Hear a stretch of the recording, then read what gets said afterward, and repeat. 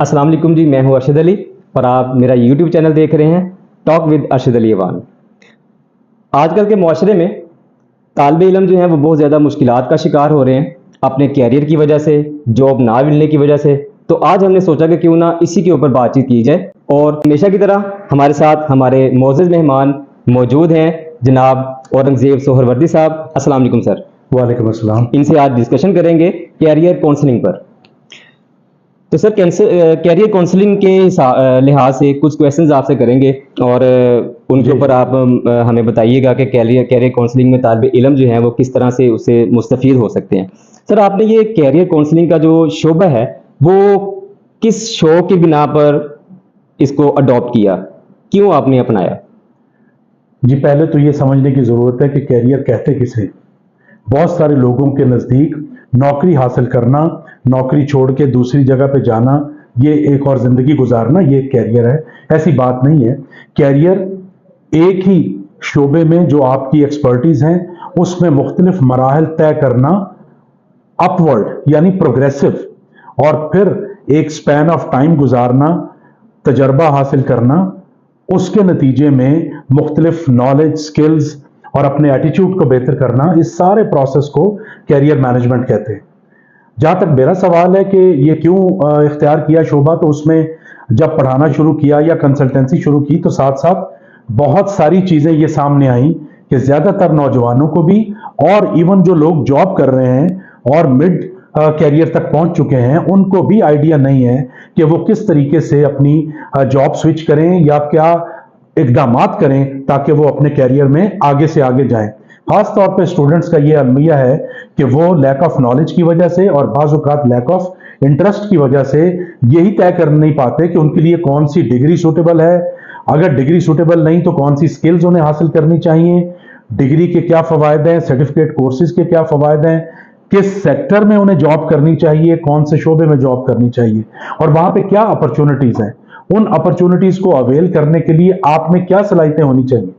तो जब ये बहुत शदीद कमी देखी तो फिर ये फैसला किया कि कैरियर काउंसलिंग में भी आया जाए ताकि अच्छी और प्रैग्मेटिक गाइडेंस दे के लोगों को अपना कैरियर बेहतर बनाने में मदद दी जाए। सर, अगर आपके पास कोई क्लाइंट आता है तो आप उनकी सलाहियतों को या उनकी सलाहियतों का किस तरह से जायज़ा लेते हैं कि ये इस सलाहियत का जो है वो उसके अंदर मौजूद है सलाहियत, तो इसको इस तरह का मशवरा देना चाहिए? देखिए, इसमें जो इंटरव्यू है, बातचीत है, सवाल जवाब है, वो बहुत काम आते हैं। तो हम सवाल ही इसी तरीके से करते हैं कि 80-90% बल्कि बाज़ औक़ात 100% तक पर्सनालिटी और ख्वाहिशात, पसंद नापसंद निकल के सामने आ जाती है। इसके अलावा कुछ साइकोलॉजिकल क्वेश्चंस भी होते हैं जो कि टेस्ट दिया जाता है या जुबानी बात की जाती है, उससे भी काफ़ी सारी चीज़ें सामने आ जाती हैं। पर्सनैलिटी टेस्टिंग के भी कई तरीके आ चुके हैं, कुछ तो बहुत एडवांस हैं, कुछ बहुत बेसिक हैं, लेकिन उनसे किसी ना किसी तरह आइडिया हो जाता है कि पर्सनैलिटी में क्या चीज़ें हैं, शौक क्या है। बाज़ औक़ात ऐसा होता है कि कई नौजवान शौक कुछ और होता है, सलाहियतें कुछ और होती हैं, फिर उनको मैच करने के लिए गाइड किया जाता है कि अगर आपने यही परस्यू करना है तो इसके लिए आपको ये स्किल्स और ये अपनी सलाहियतें डेवलप करनी पड़ेंगी। या तो आप उस फील्ड में जाइए जो ऑलरेडी आपके पास कुछ ना कुछ शौक, कोई टैलेंट है, लेकिन अगर आप ऑल टुगेदर नई दुनिया में जाना चाह रहे हैं और वाकई जाना चाह रहे हैं तो फिर आपको ये स्किल्स अडॉप्ट करनी पड़ेगी। तो इससे आइडिया हो जाता है। सर, इसके लिए बेहतर यही है कि right job for right person. जी, सही बात है। या right career for the right person, क्योंकि राइट जॉब तो एक कंपनी में या एक जगह पे होती है, उसको जरा और वसी हम बात करें तो right career for the right person. जो बंदा मौसीकी के लिए बना है वो साइंटिफिक रिसर्च में अगर जाएगा तो कामयाब नहीं होगा। जो स्पोर्ट्स के लिए बना है वो अगर दफ्तरी काम में या कारोबार में चला जाए तो कामयाब नहीं होगा। तो ज्यादातर नाकामी के पीछे ये वजह भी होती है कि बाज़ औक़ात घर वालों के प्रेशर की वजह से, बाज़ औक़ात भेड़ चाल की वजह से, बाज़ औक़ात किसी के गाइड करने से रॉन्ग चॉइसेस हम कर लेते हैं और वो राइट जो है वो रॉन्ग में बदल जाता है, और उससे ना इंडिविजुअल का फायदा है, ना सोसाइटी का फायदा है, ना कौम का फायदा है। बिल्कुल सर, एक बंदा जो है वो एक मुआशी तंगदस्ती की वजह से किसी महकमे में आ गया है या उसने कोई जॉब हासिल कर ली है और अपने घर की कफालत कर रहा है, लेकिन फॉर द टाइम बीइंग वो अपने कैरियर को तब्दील करना चाहता है, तो सर उसके लिए आप उसकी किस तरह रहनुमाई करेंगे? देखिए, इस तरह के भी काफी केसेस आते हैं कि शौक कुछ और है, ख्वाहिश कुछ और है, लेकिन मुख्तलिफ दबाव के तहत या हालात के तहत करना कुछ और पड़ रहा है।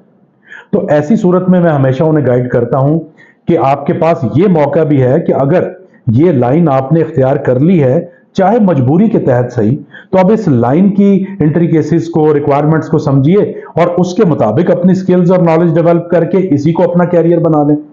लेकिन अगर शौक बेहद किसी और चीज का है, तो फिर उस चीज के साथ भी कनेक्टेड रहें ताकि वो मांद ना पड़ने पाए, और जब तक मजबूरी में आप वो काम कर रहे हैं तब तक उसमें भी आप प्रोफिशिएंसी हासिल करें। इसके लिए डेफिनेटली ज्यादा टाइम स्पेंड करना पड़ता है, ज्यादा सेक्रीफाइस करना पड़ता है, लेकिन ऐसे भी कई केसेस हैं कि वक्ती तौर पे मजबूरन कुछ और काम किया, लेकिन अल्टीमेटली वापस अपने उसी कैरियर में आ गए जिसका शौक था या जिसके लिए सलाहियतें बहुत ज्यादा थी। तो ये कोई ऐसी चीज नहीं है कि आप एक जगह पे स्टक अप हो गए तो हो गए। और खास तौर पे आजकल वो जमाना नहीं है कि आपकी बहुत ज्यादा कोई मजबूरियां हों। आजकल इंटरनेट की वजह से, टेक्नोलॉजी की वजह से आप इवन कोई और अपना काम मजबूरी के तहत भी कर रहे हैं, बस साथ साथ अपने कई शौक हैं जो आप वैसे भी पूरे कर सकते हैं। बिल्कुल सर, ऐसे सर आप मार्केट में कैरियर डेवलपमेंट के बारे में कैसे अपडेट रहते हैं? देखिए, जिस किसी को भी काउंसलर बनना है, मशवरा देना है, सर्जन बनना है, डॉक्टर बनना है, उसे हर वक्त लेटेस्ट नॉलेज के साथ अपने आप को जोड़े रखना पड़ेगा। तो इसके लिए पढ़ना पड़ता है, इंटरनेट सर्च करनी पड़ती है कि कौन सी जॉब्स आजकल मार्केट में इन है, कौन सा कैरियर चल रहा है, उसकी क्या रिक्वायरमेंट्स हैं, बड़ी बड़ी कॉन्फ्रेंसेस कहाँ पे हो रही हैं, क्या उनकी रिक्वायरमेंट्स हैं, स्टूडेंट्स में क्या गैप्स हैं जिनको वो एड्रेस कर पा रहे हैं या नहीं कर पा रहे।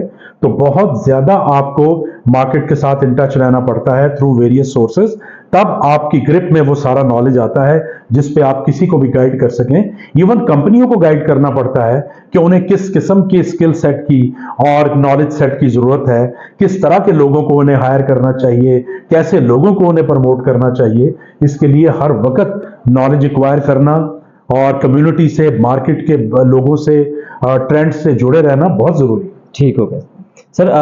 अपने क्लाइंट्स की मदद आप किस तरह करते हैं कि वो लॉन्ग टर्म या शॉर्ट टर्म कैरियर के अहदाफ को जो है वो मुकर्रा मुद्दत के अंदर जो है वो हासिल कर सकें? देखिए, इसके लिए सबसे बड़ी मदद तो ये है गाइडेंस की सूरत में कि आप उन्हें राइट पाथ की तरफ गाइड कर दें according to their skill set, their personality. ये सबसे बड़ी तो मेरा ख्याल है कि अच्छी बात यह है। उसके बाद फर्दर अगर हम जाएं तो प्रॉपर एक गोल सेटिंग का प्रोसेस है, वो हम अपनाते हैं क्लाइंट्स के साथ, जो कि कलेक्टिव क्लासरूम की सूरत में भी होता है जहां पे 15, 20, 50, 100, 200 लोग बैठे हुए हैं, और बाजुकात 1-on-1 भी होता है। उसमें प्रॉपर गोल सेटिंग की मुख्तलिफ टेक्निक्स अपना के शॉर्ट टर्म गोल्स बनाए जाते हैं, म्यूचुअली एग्री किया जाता है, उसके बाद लॉन्ग टर्म गोल्स बनाए जाते हैं, और फाइनली म्यूचुअल एग्रीमेंट पे, क्योंकि अचीव क्लाइंट ने करने हैं, कैंडिडेट ने करने हैं, इसलिए उसका राजी होना भी बहुत जरूरी है। सर उसके लिए उसको दिलचस्पी भी होना बहुत जरूरी है। जी, दिलचस्पी तो शुरू से ही हो जाती है कि जब हम ये प्रोसेस शुरू करते हैं, लेकिन उन गोल्स के साथ उसका राजी होना भी बहुत जरूरी है। उसके लिए उसको कन्विंस किया जाता है, गाइड किया जाता है, और फाइनली जब एग्रीमेंट हो जाता है तो फिर उसको रास्ता बताया जाता है कि किस रास्ते पे चल के आप ये गोल्स अचीव कर सकते हैं। बिल्कुल सर।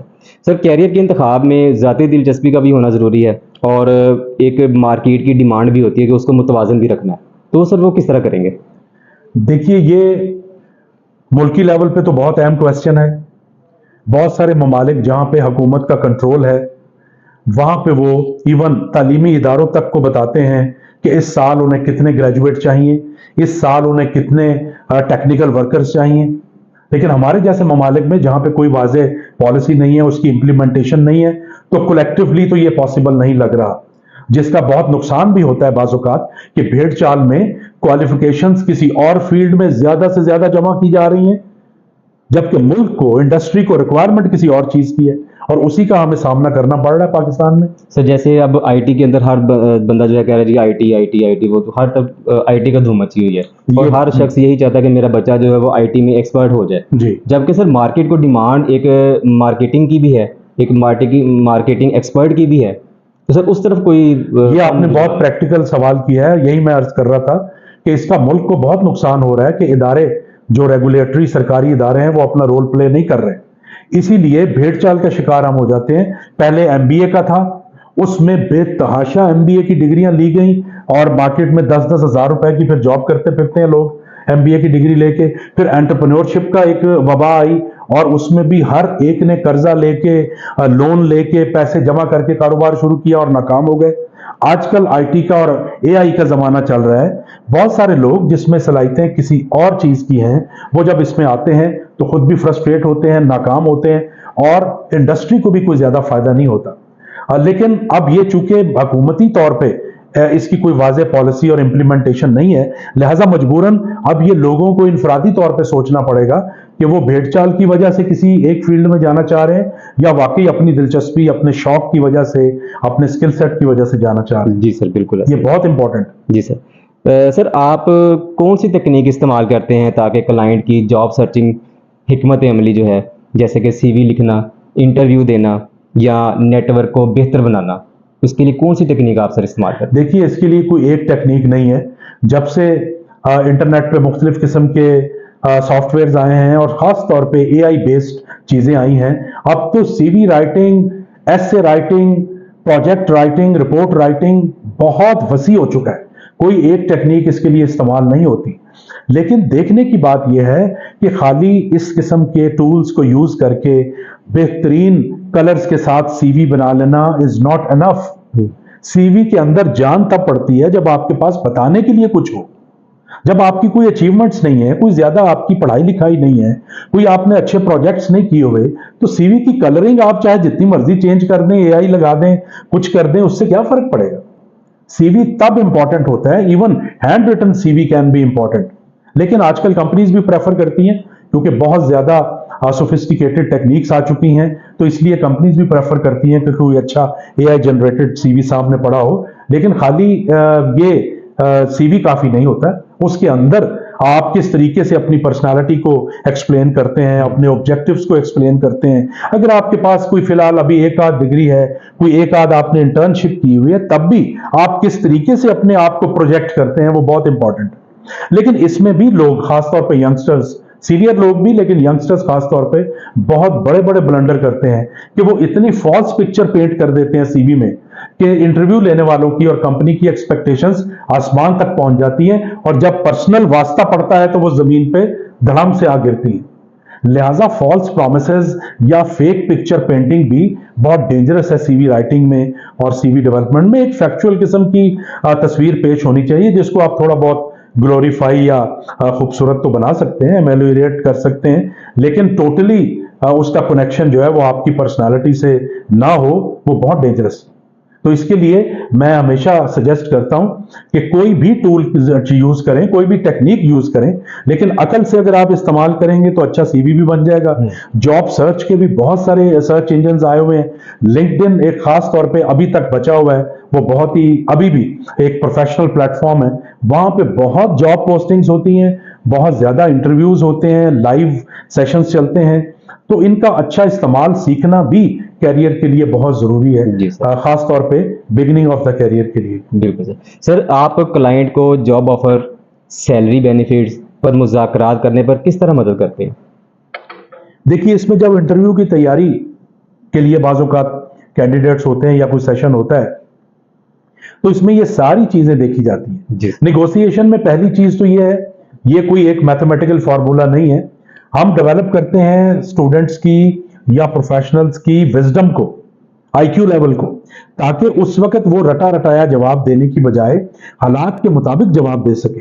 ये बहुत कम इदारे करते हैं, जवाब रटा देते हैं या सिचुएशंस बता देते हैं तो वो एक स्टीरियोटाइप मैकेनिकल जवाबात आते हैं, इंटरव्यू लेने वाले भी समझ जाते हैं कि ये रटा रटाया जवाब है। बिल्कुल।